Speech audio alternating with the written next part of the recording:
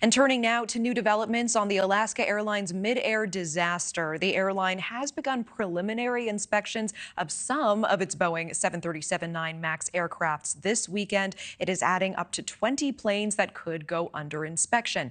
And this comes after last weekend when a hole blew out of the plane 16,000 feet in the air. NewsNation's Ryan Bass is joining us live from the Tampa airport tonight. Ryan, why are they not simply inspecting all of the planes?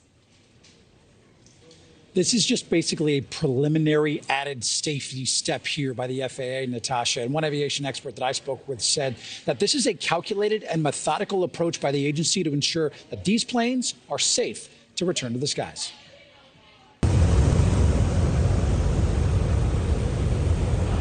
New passenger video capturing the harrowing moments after a door plug blew out of the side of an Alaska Airlines flight last Friday, leaving a gaping hole in the Boeing jet. I opened my eyes to a giant hole in the plane and I could see the city lights. The very first few seconds was just pure shock and confusion.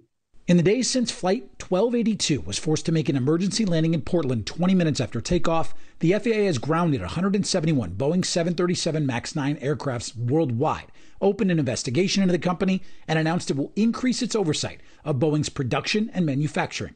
FAA Administrator Mike Whitaker said the agency is requiring plug door inspections of 40 select 737-9s, wanting more data before approving Boeing's inspection and maintenance process.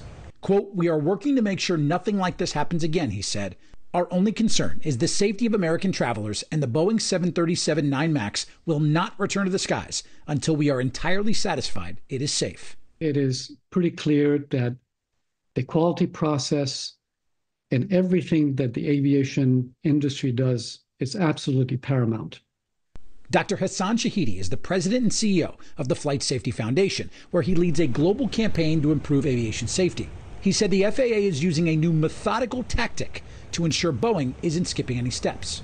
It appears that this administrator is taking a very methodical and data-driven approach to these inspections. They're going to be looking at data. They're going to be looking at this methodically and making sure that all those inspections are going to be carried out properly and that the airplanes are not going to fly until the FAA is happy with the entire process. None of the 171 passengers or 6 crew members on board were hurt when the door plug blew off mid-flight.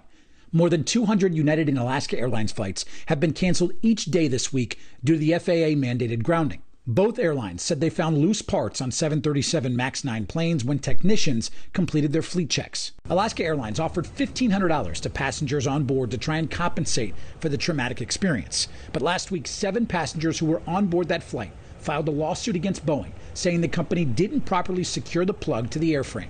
And while Dr. Shahidi believes the airline industry is safe, he said aviation leaders must heed recent warning signs and recommit to higher safety standards from the top down. The system is certainly under strain. We have had a huge change in turnover in the workforce over the past several years. It is absolutely important to be able to get qualified, trained personnel back into the system, air traffic controllers, pilots, mechanics. That is so important for the resiliency of the system moving forward. Now, those Boeing 737 MAX 9 jets were slated to return to the runways today, Natasha, but both United and Alaska Airlines have pushed that back to Wednesday, pending the green light from the FAA. Natasha. We appreciate you monitoring this. Ryan Bass, thank you.